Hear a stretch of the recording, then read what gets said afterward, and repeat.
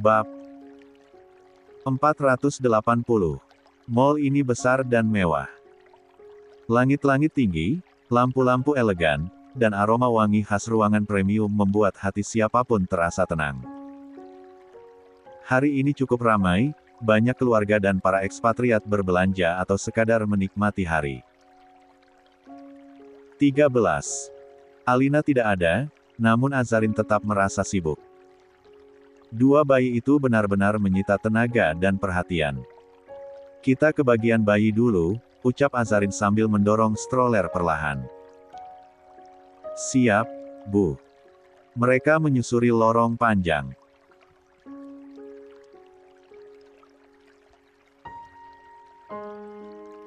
Banyak butik high-end memamerkan koleksi pakaian bayi yang lucu sekaligus mahal. Azarin berhenti di salah satu butik besar yang menjadi langganannya. Begitu masuk, seorang staf langsung tersenyum menyambut. Welcome, Ma'am. Looking for baby clothes. Selamat datang, Bu. Sedang mencari baju bayi. Yes, jawab Azarin lembut sambil melirik rak pakaian kecil. Staf itu memperhatikan stroller. How adorable, twins. Lucu sekali, kembar. Yes, jawab Azarin dengan senyum kecil. They grow fast. Their clothes are getting too small. Mereka tumbuh cepat. Pakaian mereka menjadi terlalu kecil. Of course, Ma'am. Let me show you some new arrivals. Tentu saja, Bu.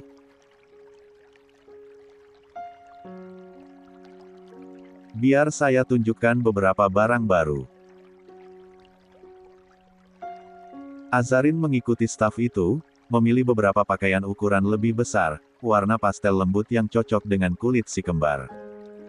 Sesekali dia memeriksa bahan, memastikan tidak kasar. Mbak Santi membantu mengambilkan ukuran lain. Bu, yang ini juga lucu. Azarin terkekeh melihat sebuah jumpsuit mungil bergambar awan. Iya, lucu sekali. Sambil memilih, Azarin berbicara pelan. Mbak, nanti sekalian kita belanja beberapa barang rumah juga. Ya. Baik, Bu. Kamu juga belanja keperluanmu juga. Mbak Santi mengangguk dengan senyum sungkan. Meski sudah biasa dia dibelikan oleh majikannya, namun rasa malu itu terlalu menggerogoti ketika dia ditawarkan. Kadang pula, mendadak bingung, barang apa yang harus dia beli. Setelah hampir 15 menit memilih, Azarin mengambil jeda sejenak. Dia berdiri di samping stroller, menatap kedua bayinya yang terlelap.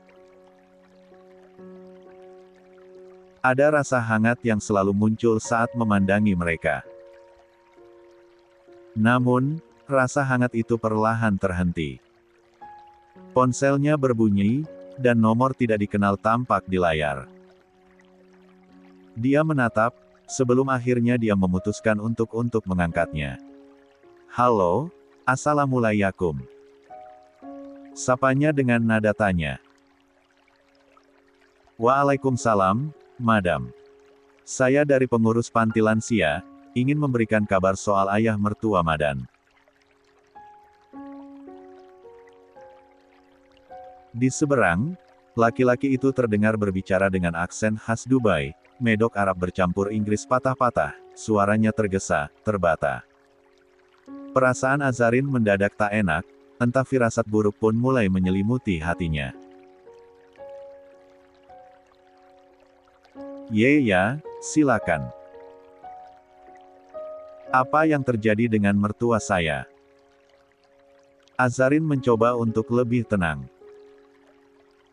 Tuan Argatama tidak ada di dalam kamarnya. Azarin mematung beberapa detik.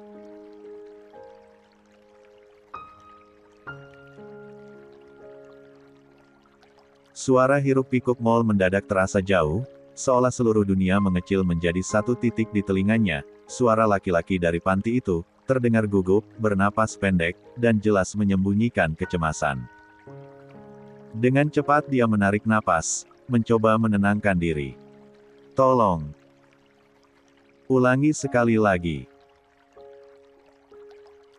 Papa keluar sendiri. Tanpa ada yang melihat.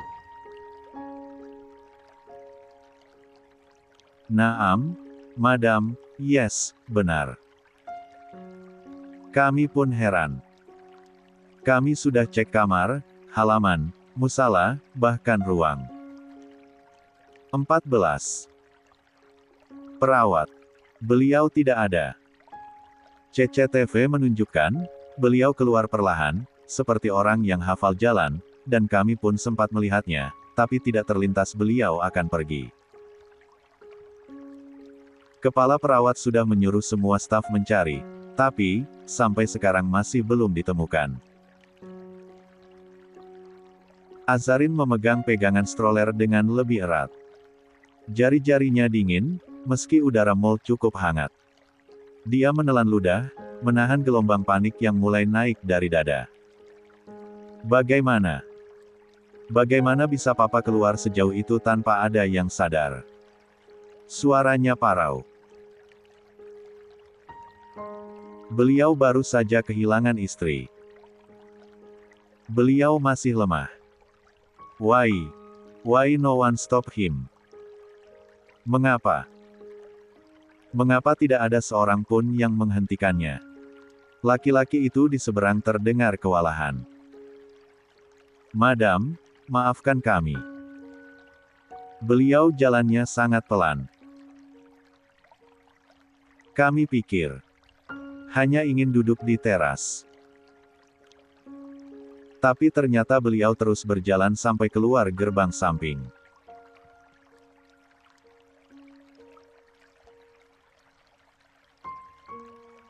Azarin memejamkan mata keras-keras, membayangkan ayah mertuanya berjalan sendirian, mengenakan baju hangat lusuh yang biasanya dia pakai, melangkah perlahan melewati gerbang panti di pagi hari, tanpa tujuan jelas, atau mungkin dengan tujuan yang tidak ada seorang pun mengerti. Dia mendekatkan ponsel ke telinga, suaranya merendah, namun tajam. Jangan hentikan pencarian. Tolong pastikan semua sedang mencarinya. Saya akan datang ke sana sekarang juga. 6. Madam, 6. Kami menunggu Anda. Kami akan terus mencari. Insya Allah kami temukan beliau. Segera. Telepon terputus. Azarin tidak langsung bergerak. Napasnya pendek. Dunia terasa sedikit miring. Lalu, dia menoleh cepat ke arah Mbak Santi yang sedang melihat pakaian bayi. Wajahnya berubah pucat saat melihat mata majikannya terbelalak tak berkedip. Mbak, suara Azarin pecah. Papa. Papa gak ada di panti. Mbak Santi langsung mendekat. Loh, Bu, maksudnya? Beliau hilang dari kamarnya. Staf panti bilang mereka sedang cari, tapi... Azarin menggigit bibir agar tidak menangis di tengah mall.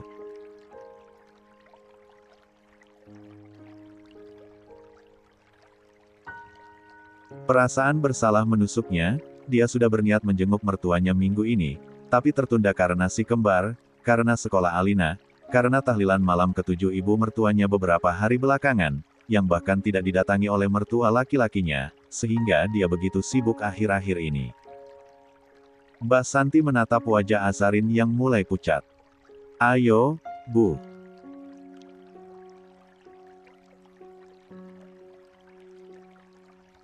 Kita langsung ke mobil sekarang, ujarnya, suaranya terdengar lebih serius dari biasanya. Azarin hanya mengangguk cepat.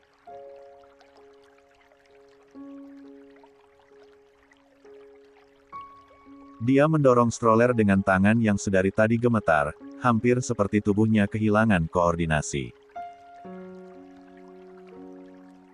Mereka berjalan dengan langkah tergesa menuju lift.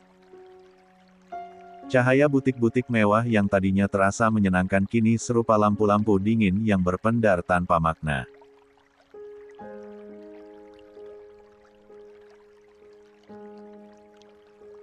Semua belanjaan yang tadi sempat mereka pilih, baju hangat, selimut bayi, kaos kaki si kembar digenggam erat oleh Mbak Santi tanpa sempat dipilah kembali. "Bu, tenang dulu," bisik Mbak Santi sambil menekan tombol lift. "Insya Allah Tuan Argatama dalam lindungan Allah. Orang baik biasanya diselamatkan." Azarin tidak menjawab. Tenggorokannya tercekat, seolah ada gumpalan besar yang menahan setiap kata yang ingin keluar. Dia menatap si kembar di dalam stroller, dua wajah mungil itu tampak begitu tenang, seperti tidak ada apapun yang terjadi. Sejenak, ketenangan mereka menular sedikit ke dirinya. Sedikit saja. Sekadar membuat napasnya tidak sepenuhnya putus. Lift terbuka. Mereka masuk dengan cepat. Di dalam, ruang sempit itu seakan menutup seluruh suara dari luar. Dengungan mesin lift terdengar lembut, monoton. Azarin menahan napas, jari-jarinya meremas pegangan stroller, sampai buku-buku jarinya memutih. 15. Ya Allah. Jangan biarkan Papa menghilang dan melakukan hal-hal yang tidak-tidak. Lindungi dia, dimanapun beliau berada. Jeritnya dalam hati. Begitu pintu lift terbuka di basement, Azarin langsung melangkah cepat keluar. Napasnya memburu, sesak. Dia tidak tahu apa yang menunggunya di panti nanti. Yang jelas, firasat di dadanya menekan begitu keras, sampai-sampai dia nyaris kehilangan arah.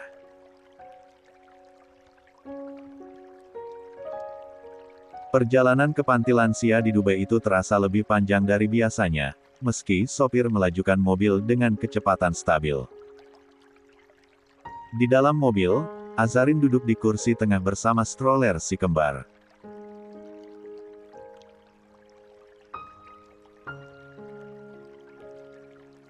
Mbak Santi beberapa kali menoleh, memastikan kondisi nyonya mudanya, namun Azarin hanya diam, memandangi jendela dengan pikiran melayang-layang, tentang Papa, tentang kesendirian lelaki tua itu, tentang risiko yang mungkin terjadi di luar sana. Siapapun yang mengenal Palk Argatama tahu, beliau sedang terluka secara batin. Luka yang tak terlihat, namun berdarah-darah. Bagaimana mungkin beliau sendirian di luar? Hatinya mencelos memikirkan kemungkinan terburuk. Ketika mobil memasuki halaman panti, Azarin nyaris membuka pintu sendiri sebelum mobil berhenti sempurna. Sopir buru-buru menahan. "Madam, hati-hati." Azarin mengangguk, lalu menatap Mbak Santi. "Mbak, tolong jaga si kembar di mobil. Biar aku saja yang masuk. Keadaannya tidak kondusif untuk bawa bayi."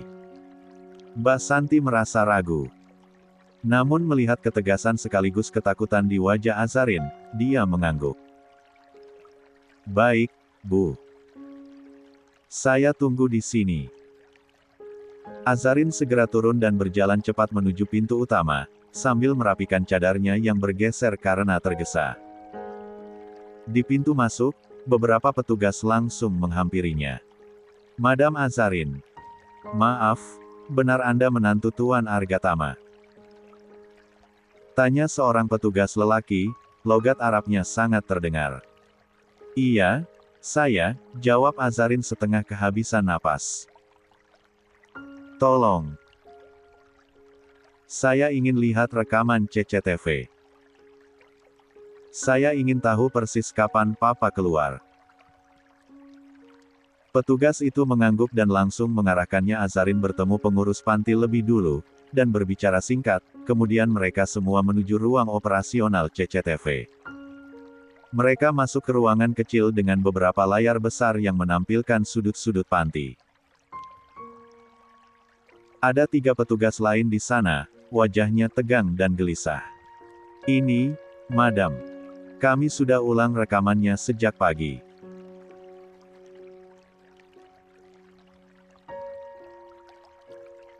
Salah satu petugas memutar ulang rekaman. Pak Argatama berjalan sangat pelan dari koridor kamar, menggunakan baju hangat rajut berwarna krem. Bahunya sedikit membungkuk, langkahnya sangat hati-hati. Lalu beliau mengambil arah menuju gerbang samping. Gerbang yang jarang digunakan. Gerbang yang sering luput dari pengawasan ketat. Azarin menutup mulut, menahan isak yang ingin pecah.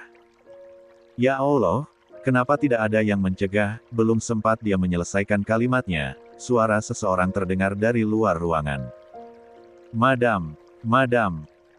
Semua orang di ruangan itu menoleh serentak. Petugas perempuan berlari kecil sambil terengah berdiri di depan pengurus panti. Madam, Tuan Argatama. Beliau sudah kembali. Azarin membeku.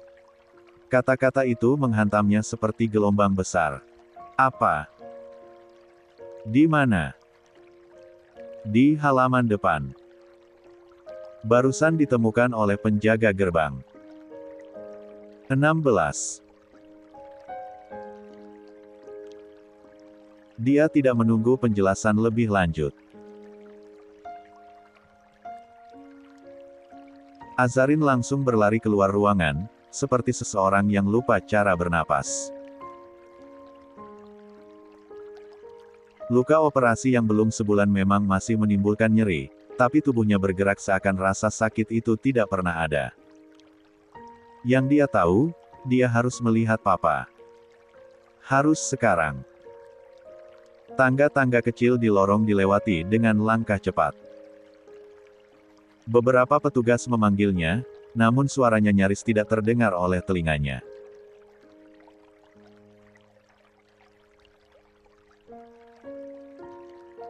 Begitu dia sampai di halaman depan panti, matanya langsung tertuju pada sosok lelaki yang berdiri di bawah pohon besar dekat pagar. Rambut putihnya tertiup angin. Tangannya memegang sesuatu, rangkaian bunga berwarna anggrek, masih terbungkus rapi dari toko. Azarin berhenti tepat di depan beliau, napasnya memburu, dadanya naik turun keras sampai cadarnya ikut bergerak. Papa. Suaranya lirih, nyaris pecah. Pak Argatama menoleh perlahan. Alisnya mengernyit bingung saat melihat menantunya berdiri terengah-engah. Kenapa kamu? Azarin langsung melangkah mendekat, matanya basah. Papa dari mana? Kenapa Papa keluar seperti itu? Kami semua khawatir. Sangat khawatir. Nada suaranya lembut, tapi guncangan di dalamnya jelas terdengar. Pak Argatama menatap rangkaian bunga di tangannya, lalu mengangkatnya sedikit. Papa dari toko bunga, Nak. Hari ini hari ulang tahun Mahira. Kalimat sederhana itu membuat dada Azarin serasa diremas. Dia menunduk, menutup mulutnya dengan tangan. Tanpa sadar, air mata mengalir.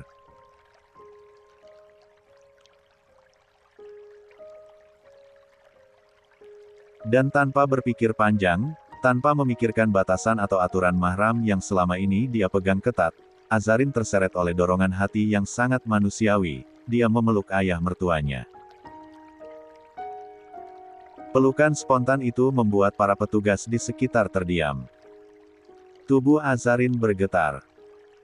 Tangisnya pecah tanpa suara, seperti seseorang yang baru saja mendapati kembali seseorang yang sangat dicintainya setelah hampir kehilangan. Pak Argatama terkejut beberapa detik, namun kemudian pelan-pelan mengangkat tangan dan menepuk punggungnya lembut, kebingungan sekaligus tersentuh. Papa tidak apa-apa. Papa cuma beli bunga untuk ibu. Papa sudah bilang pada perawat tadi pagi. Perkataan terakhir itu membuat Azarin tersentak. Dia melepaskan pelukannya perlahan, lalu menatap wajah Pak Argatama dengan mata memerah. Papa bilang. Gumamnya. Pak Argatama mengangguk. Iya. Papa bilang pada perawat yang mengantar sarapan. Papa bilang mau keluar sebentar. Dia mengangguk, katanya boleh. Azarin menoleh spontan ke arah pintu panti, tepat saat seorang perawat muda berjalan melewati mereka sambil mendorong kursi roda pasien lain. Itu dia. Pak Argatama menunjuk. Perawat itu. Secepat kilat, seorang petugas lain memanggil perawat tersebut. Hei! Kemari sebentar. Perawat muda itu tampak kaget.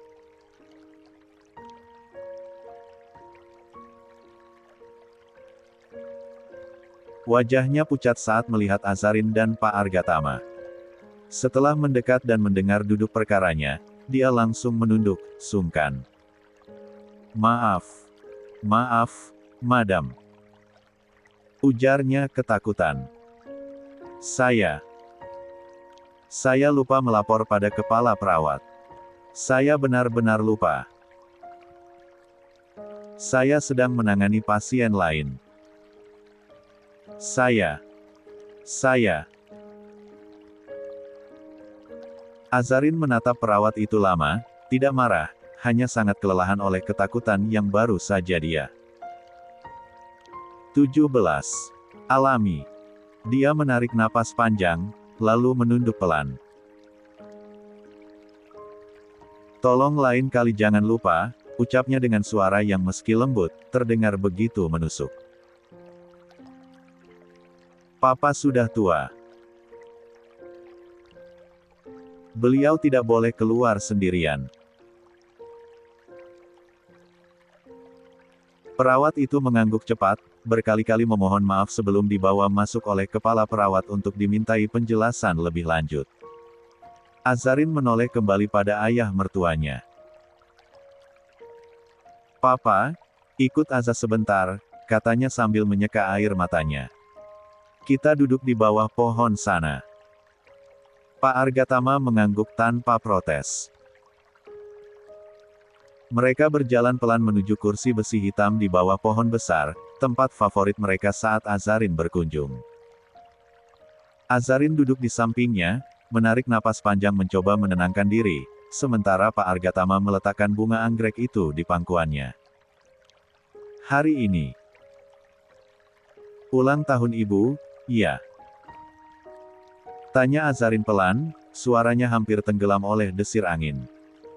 Pak Argatama menatap jauh ke depan, pandangannya tertabrak cahaya pagi menjelang siang yang terhalang oleh pohon. Iya, Nak.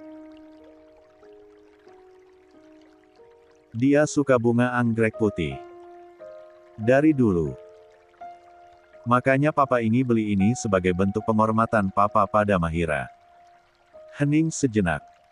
Azarin menunduk, rasa bersalah menggerogoti dadanya sedikit demi sedikit. Maaf, Pak. Gumamnya lirih. Azarin lupa.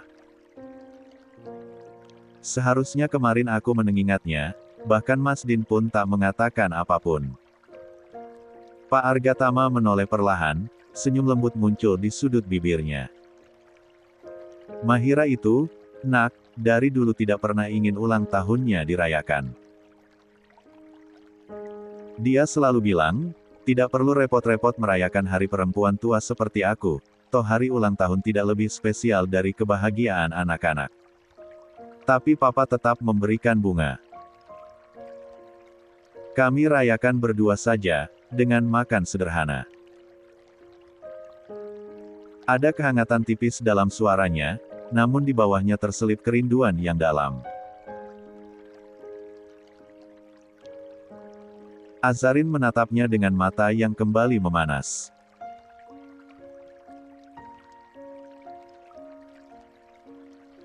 Dia tetap saja merasa bersalah atas kejadian ini, bahkan dia paling sering berkunjung ke makam ibu mertuanya, tapi dia justru tak memperhatikan tanggalnya. Sebelum Azarin sempat membalas kata-kata Pak Argatama, suara roda kursi terdengar mendekat. Suara itu berdecit pelan, lalu berhenti tepat di sisi kursi besi tempat Azarin dan ayah mertuanya duduk.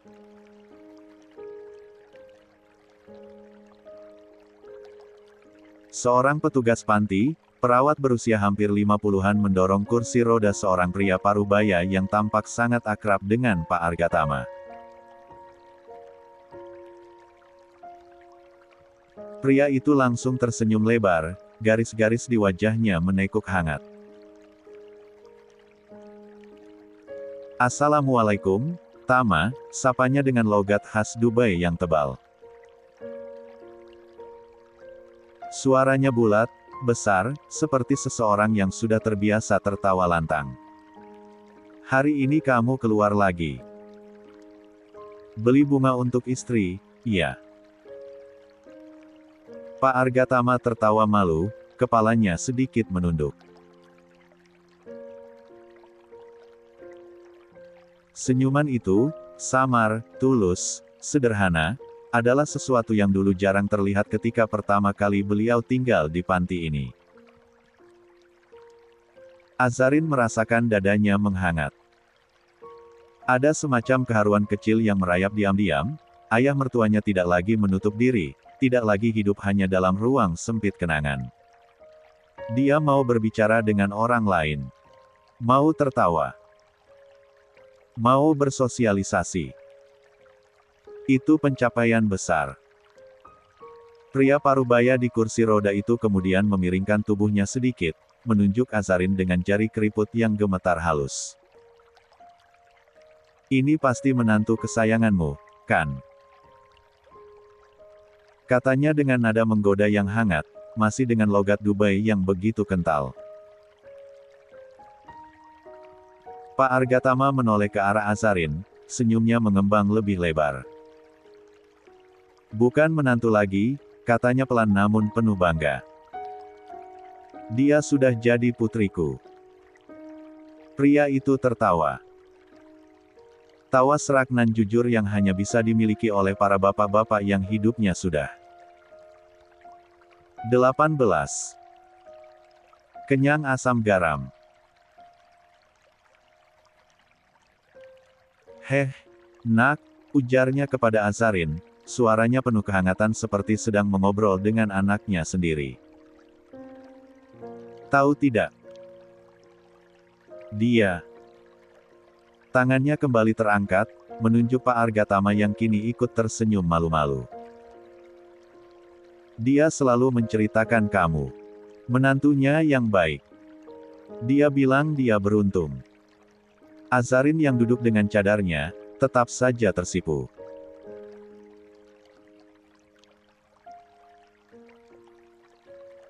Wajahnya mungkin tak terlihat, tapi gerak tubuhnya, bahunya yang sedikit merapat dan tatapannya yang turun ke pangkuan, memperlihatkan rasa harunya dengan jelas. Katanya ya, dia ke sini. Lanjut pria itu. Supaya tidak merepotkan kamu di rumah. Tapi lihatlah. Kamu tetap saja datang. Tetap saja peduli. Sungguh, kamu membuat kami yang tua-tua ini iri.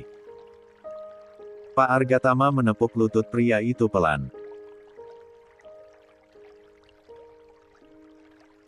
Kamu ini tidak bisa menjaga rahasia, tegurnya dengan nada manja yang membuat keduanya langsung tertawa.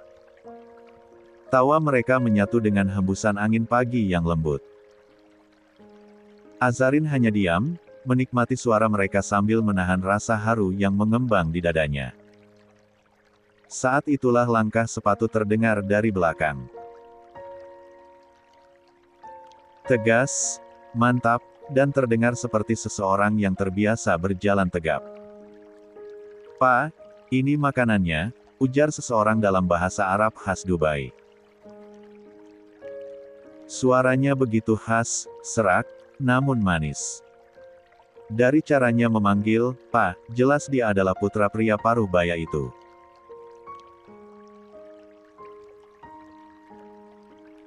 Azarin segera menundukkan kepala lebih dalam. Dia tahu suara itu. Atau lebih tepatnya, dia mengenali irama langkah dan intonasinya, seorang pria muda. Pemuda itu berdiri di samping kursi roda ayahnya. Tinggi, gagah, berpakaian rapi dengan gaya kemeja yang digulung di lengannya, yang menonjolkan kelas sosialnya. Sambil menyerahkan makanan, dia menoleh, dan tepat saat itu pandangannya jatuh pada sosok Azarin yang duduk menunduk. Alisnya langsung bertaut.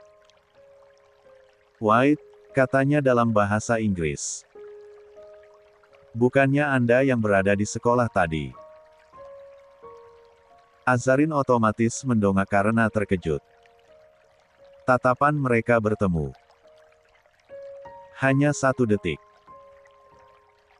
Cukup untuk pria itu mengenalinya sepenuhnya, sebelum Azarin buru-buru menunduk lagi, hampir seakan cadarnya tidak cukup untuk menyembunyikan keterkejutannya.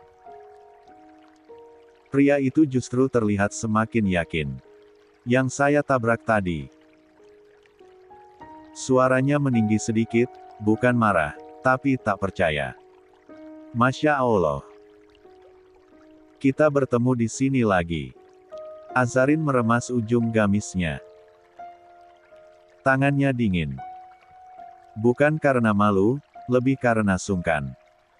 Dia menjaga batas, menjaga marwahnya sebagai istri. Bicara dengan lawan jenis, terutama yang tidak sengaja membuatnya canggung. Dia menunduk, memilih diam. Bahkan suaranya terasa terjebak di tenggorokan, tak berani keluar. Pemuda itu memandangnya seperti seseorang yang menemukan puzzle tak terduga di tempat paling aneh. Ada keterkejutan, ada rasa ingin tahu, tetapi ada juga hormat yang ditunjukkan dengan tidak mendekat lebih jauh. Ayahnya menoleh bingung. "Kalian saling kenal?" Pemuda itu mengangguk cepat. "Tidak sengaja bertemu tadi pagi di sekolah. Saya tidak menyadari. Beliau keluarga teman Papa." Pak Argatama tersenyum kecil, menatap Azarin dengan tatapan penuh makna. Dunia memang sempit, selorohnya. Azarin hanya bisa menunduk, menenangkan napasnya yang sedikit memburu. Rasanya dia ingin segera menghilang dari sini, dengan segera. 19.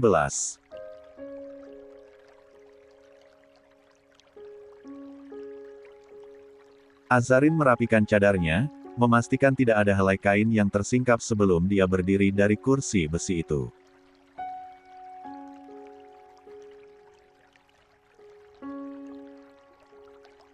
Hatinya masih hangat oleh percakapan barusan dengan Pak Argatama dan para penghuni panti, tetapi kehadiran pria asing yang tadi menabraknya di sekolah membuat dirinya merasa tak nyaman berlama-lama. Ia tahu batasannya. Ia tahu apa yang harus ia jaga.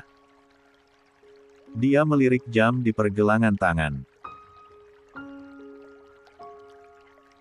Sudah hampir masuk waktu duhur. "Papa," ucapnya lembut, mencondongkan tubuh sedikit agar suaranya terdengar jelas. "Aza pulang dulu, iya. Mas Din minta diantarkan makan siang ke kantornya." Pak Argatama menghentikan percakapannya dengan sahabat barunya. Matanya beralih ke arah Azarin, lalu mengangguk pelan. "Hati-hati di jalan ya, nak." Azarin tersenyum dari balik cadarnya. Dia mengambil tangan keriput itu, menciumnya dengan penuh hormat.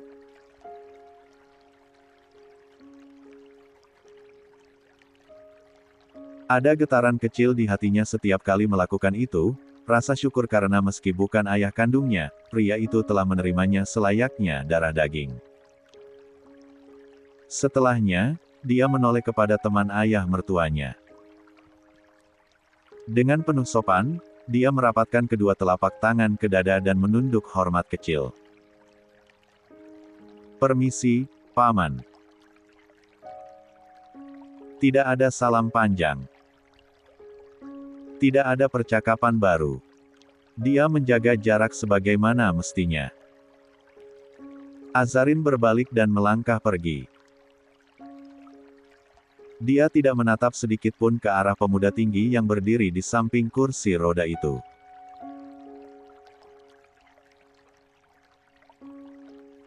Tidak ada alasan untuk melakukannya. Tidak ada faedahnya. Dia hanya fokus pada jalan setapak menuju parkiran. Angin Dubai siang itu cukup hangat.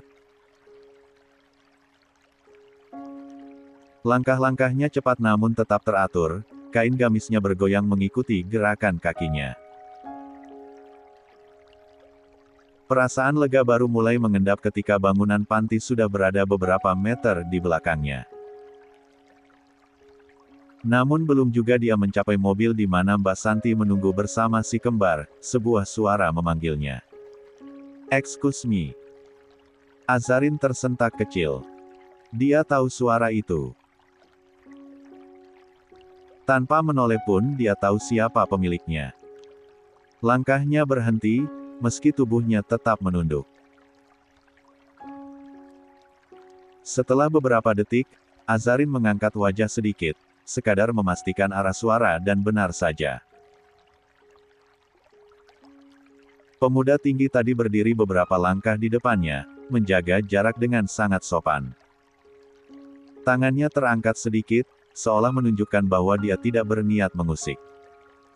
"I'm sorry if I'm stopping you," katanya cepat, raut wajahnya terlihat sungguh-sungguh. "I didn't mean to block your way." "Maaf jika aku menghentikanmu, aku tidak bermaksud menghalangi jalanmu." Azarin merapatkan jari-jarinya pada gamis, suara napasnya dia atur agar tetap tenang. "That's okay," jawabnya pelan dalam bahasa Inggris. Singkat. Sopan.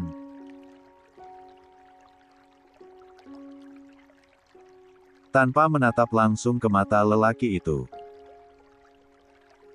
Lelaki itu seolah menghela napas lega sebelum kembali berbicara. "My name is Saddam Al-Fahim."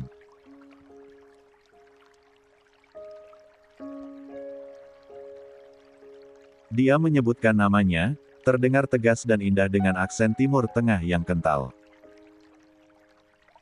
Nama yang cocok dengan penampilannya, gagah, terhormat, dan terkesan berasal dari keluarga terpandang.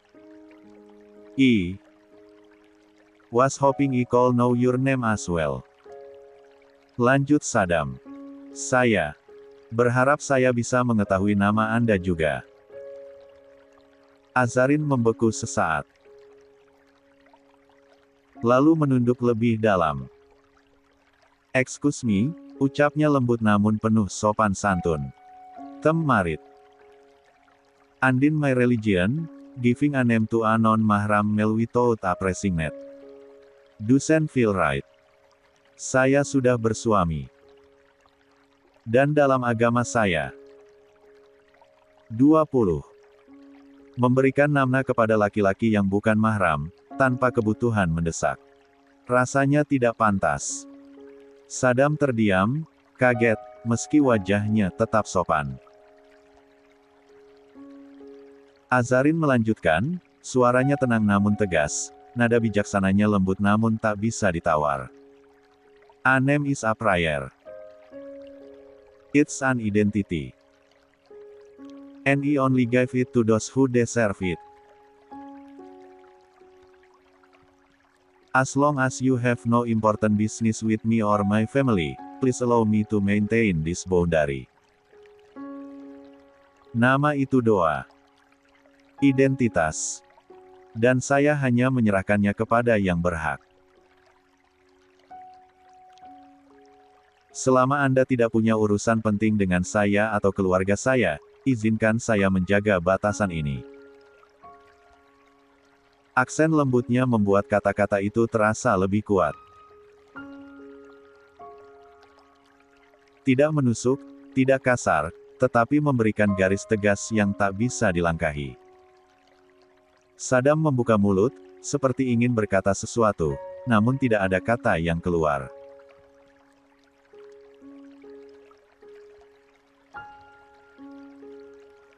Dia hanya menatapnya, bingung, kagum, dan mungkin sedikit tersentuh. Azarin menunduk sekali lagi. "I'll take my leave now. Assalamualaikum." Lelaki itu tidak menjawab salam dengan segera. Dia terdiam, seperti terseret ke dalam pemikiran yang tak dia rencanakan. Barulah ketika Azarin hampir berbalik, dia mengucapkan, Waalaikumsalam." Suara itu terdengar pelan, hampir seperti bisikan. Azarin melangkah pergi, membiarkan jarak kembali menjadi pelindung. Dia berjalan cepat, tak menoleh sedikit pun. Setiap langkah seperti meneguhkan prinsipnya, dia istri, dia ibu, dia perempuan yang tahu kehormatan dirinya. Sementara itu, pemuda gagah tersebut hanya berdiri mematung, matanya mengikuti sosok Azarin yang menghilang di balik deretan mobil. Dia mengusap tengkuknya, tampak kehilangan kata-kata. Kemudian, hampir tak terdengar, dia bergumam dalam bahasa Arab yang dilafalkan amat pelan, seperti ucapan spontan yang keluar dari kekaguman paling murni. "Masya Allah. Wanita cantik dan mahal sekali." Dia menelan ludah, perlahan menggeleng sambil tersenyum tanpa sadar.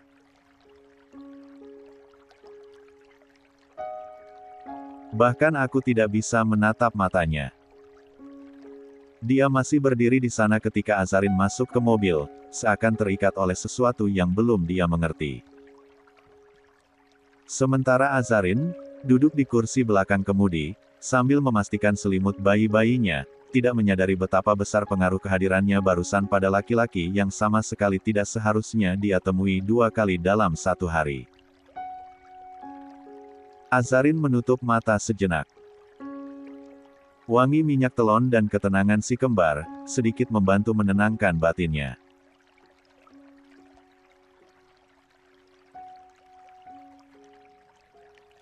Namun begitu menurunkan pandangan, pikirannya kembali pada satu hal, Din. Suaminya yang sejak pagi meminta untuk dikirimkan makan siang melalui sopir rumah.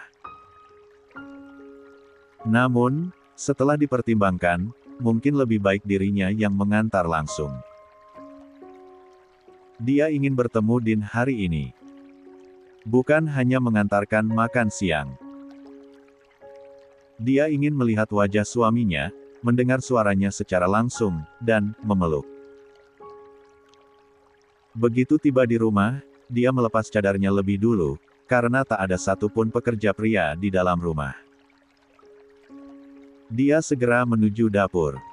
Aroma rempah hangat menyambutnya. Para maid yang bertugas hanya sempat menatap kaget melihat nyonya muda rumah itu datang dengan langkah cepat. "Mbak, tolong ambilkan tempat makanan yang bertingkat itu," ucap Azarin pada maid yang berasal dari Indonesia. "Yang warna emas, madam?" tanyanya. "Iya, yang itu saja." 21. Setelah mendapatkan apa yang dia minta, Azarin segera kembali ke meja makan, di mana semua menu sudah tertata dengan rapi. Di saat yang sama, Mbak Santi melintas mendorong si stroller. Dia hanya tersenyum, dengan manis sebagai tanda terima kasih pada orang kepercayaannya tersebut. Kali ini dia memang memilih untuk tidak membawa anak-anaknya. Mereka masih terlalu kecil, dan kantor Din bukan tempat yang ideal bagi bayi seusia itu. Azarin mulai menata makanan dengan tangannya sendiri. Tumis sayur kesukaan Din, ayam panggang yang matang sempurna, juga sup bening yang aromanya menenangkan. Tangannya bergerak hati-hati, seolah setiap sendok makanan yang dia masukkan ke kotak itu adalah cara lain untuk mengatakan, "Aku mencintaimu, Mas." Setelah semua siap, dia memanggil sopir, lalu berangkat. Sekitar 30 menit, mobil melaju perlahan memasuki area parkir kantor pusat perusahaan Din, sebuah gedung tinggi dengan dinding kaca yang memantulkan langit biru Dubai. Gedung itu tampak megah dan modern, bahkan dari kejauhan. Begitu turun, Azarin merapikan cadarnya dan menarik napas panjang sebelum melangkah masuk. Suasana gedung yang sejuk membuat langkahnya terasa mantap. Begitu memasuki lobi, beberapa karyawan yang mengenal Azarin meski hanya dari sorot mata saja, langsung menunduk sopan. "Selamat siang, Madam." Ada beberapa wajah yang hanya melihat sekilas, mungkin nasi asing. Tetapi sebagian lain yang pernah datang ke rumah saat meninggalnya Bu Mahira langsung mengenali dirinya. Seorang resepsionis berdiri sambil tersenyum sopan. "Madam, would you like to go straight to the chairman's room?" "Madam, apakah ingin langsung ke ruang pimpinan?" Azarin mengangguk. "Yes, I want to deliver my husband's loan."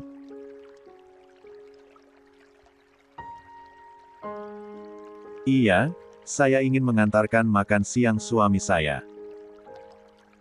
Resepsionis itu menghubungi seseorang, lalu mengantar Azarin hingga ke lantai atas. Di lorong luas yang sunyi itu, lantai marble berkilau memantulkan langkahnya dengan jelas. Lampu-lampu emas lembut memperindah ruangan tanpa membuatnya terasa berlebihan. Begitu sampai di depan ruangan Din, sekretaris suaminya, wanita muda berambut coklat madu segera berdiri. "Madam, good afternoon. Merdin is still with a guest. Please wait a moment in the waiting room." "Madam, selamat siang. Tuan Din masih bersama tamu. Mohon menunggu sebentar di ruang tunggu." Azarin mengangguk sopan, lalu duduk di sofa empuk berwarna beige. Untuk pertama kalinya, dia memperhatikan ruang kerja Din.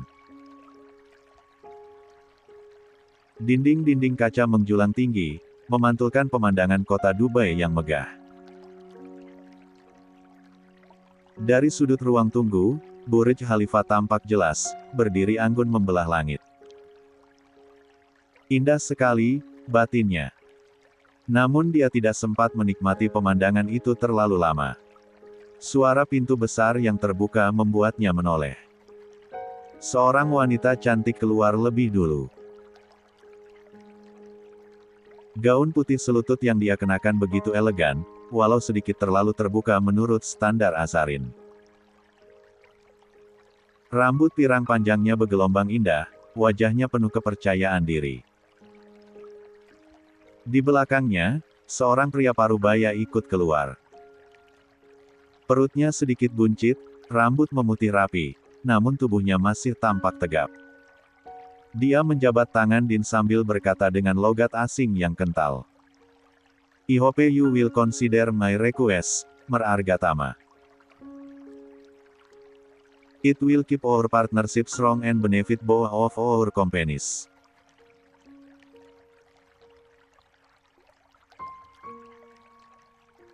"Saya harap Anda mempertimbangkan permintaan saya, Tuan Argatama. Permintaan ini akan 22. Menjaga kemitraan kita tetap kuat dan menguntungkan kedua perusahaan." Din tersenyum tipis.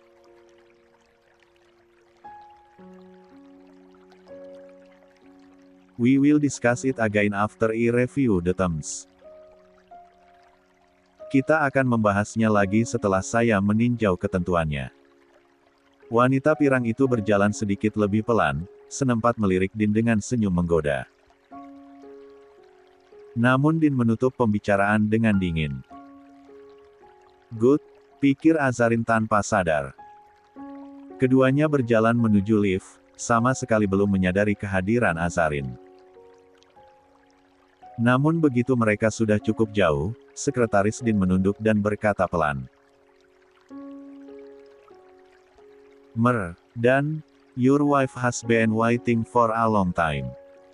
Tuan Dan, istri Anda telah menunggu sejak tadi. Din menoleh. Detik berikutnya, perubahan di wajahnya begitu nyata. Wajah datarnya mencair menjadi senyum lebar, seolah seluruh kantornya tiba-tiba berubah menjadi ruang paling hangat di dunia. Sayang, ucap Din, suaranya penuh cahaya. Dia melangkah mendekat, kedua tangannya terbuka lebar. Masya Allah. Akhirnya bidadariku datang juga. Azarin berdiri, tersenyum malu di balik cadar. Dia baru sempat menjawab, Assalamualaikum. Ketika Din langsung memeluknya hangat. Beberapa karyawan yang melihat dari kejauhan buru-buru menunduk, memberi ruang privasi sebanyak mungkin. Din menarik napas pelan di pundak istrinya, seakan aroma tubuh Azarin adalah sesuatu yang dia rindukan sejak pagi. Aku kira kamu akan kirim lewat sopir, ucap Din, suaranya terdengar lebih lembut dari biasanya. Aku ingin menyerahkan langsung, jawab Azarin lembut. Din pun langsung mencium kening istrinya dengan pelan, satu tindakan yang cukup untuk membuat Azarin ingin menunduk seluruhnya karena malu. Ayo masuk. Din meraih tas tempat makan, lalu memeluk pinggang istrinya dengan lengan satunya. Namun begitu melewati meja sekretarisnya, dia menoleh dengan wajah datar seperti biasa. Until 2:30, I don't want to be disturbed. Sampai jam 1:30, aku tidak mau diganggu. Sekretarisnya langsung mengangguk. I understand, Din. Baik, Tuan Din. Din membawa Azarin ke dalam ruang kerjanya yang luas.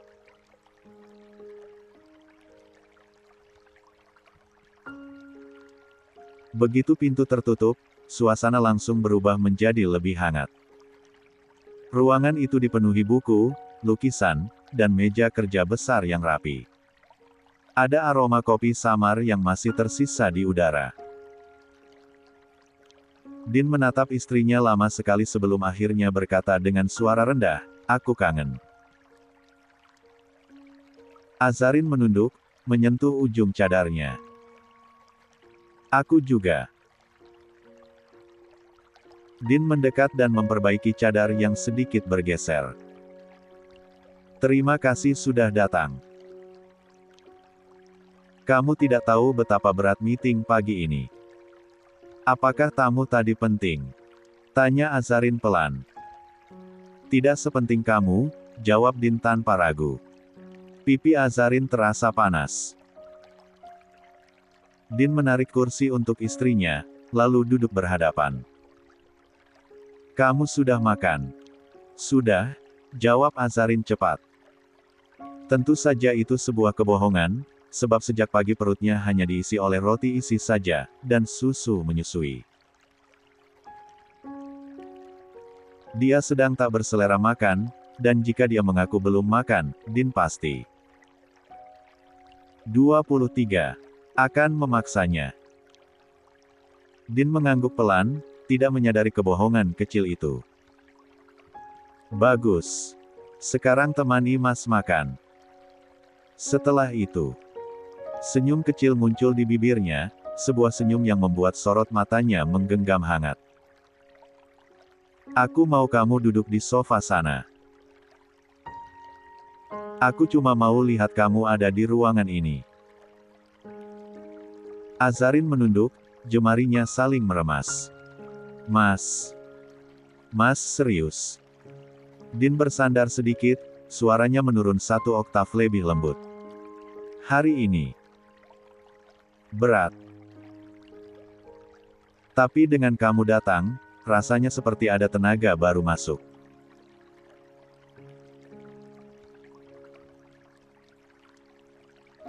Azarin ternyum tipis di balik cadarnya, ada keharuan, dan bangga yang tak bisa dijelaskan setelah melihat suaminya hari ini. Din lantas membuka kotak makanan satu persatu.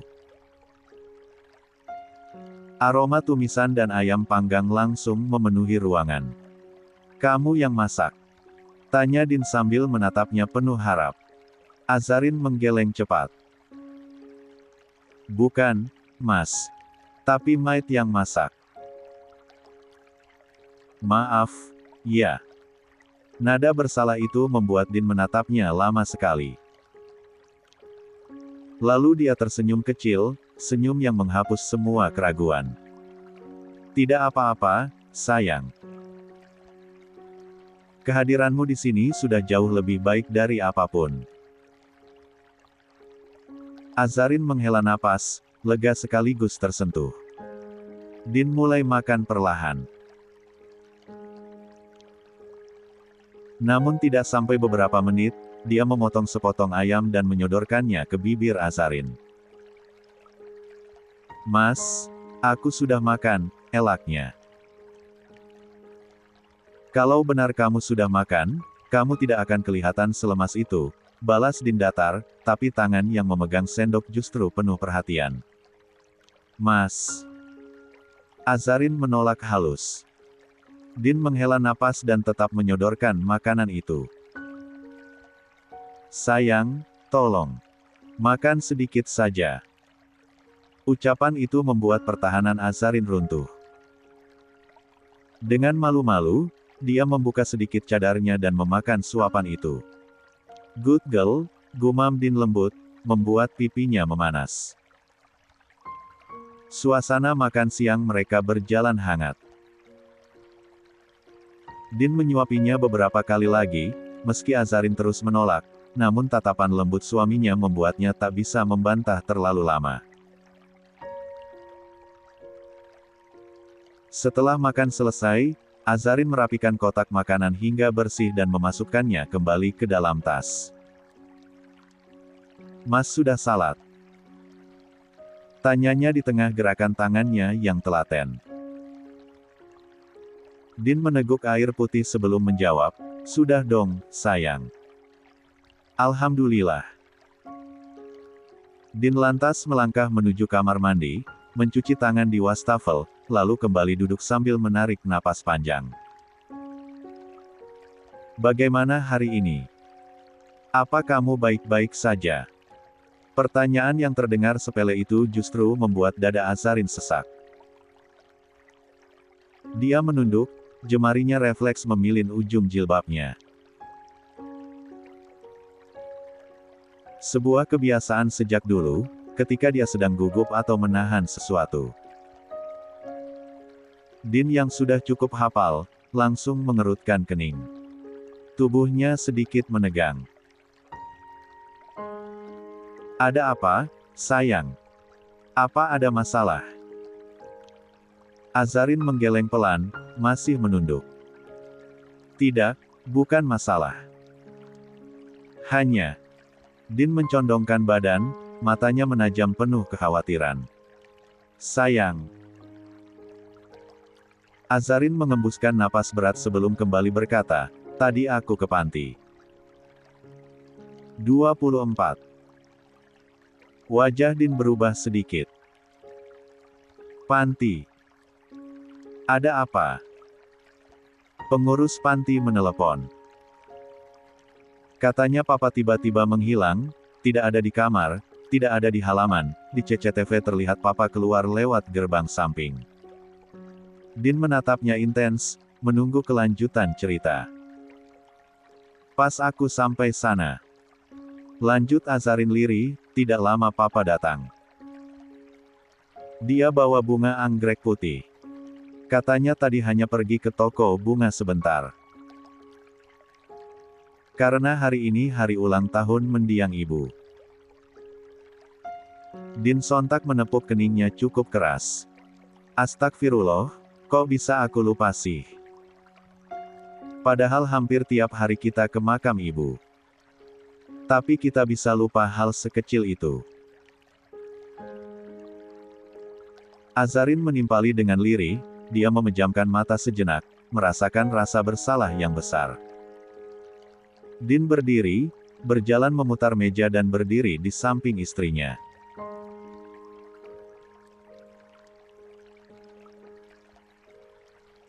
Dia meletakkan tangannya di atas kepala Azarin, mengusap lembut seolah membuang semua rasa bersalah dari wanita itu. Sayang, jangan bicara begitu. Kamu tidak salah apapun. Kita sama-sama sibuk, tapi itu bukan alasan. Seharusnya aku yang ingat. Mas. Suara Azarin melemah. Din menunduk, mencium ubun-ubun istrinya. Dengarkan Mas. Ibu kamu, ibu aku juga. Tidak mungkin Mas sengaja melupakan hari sepenting itu.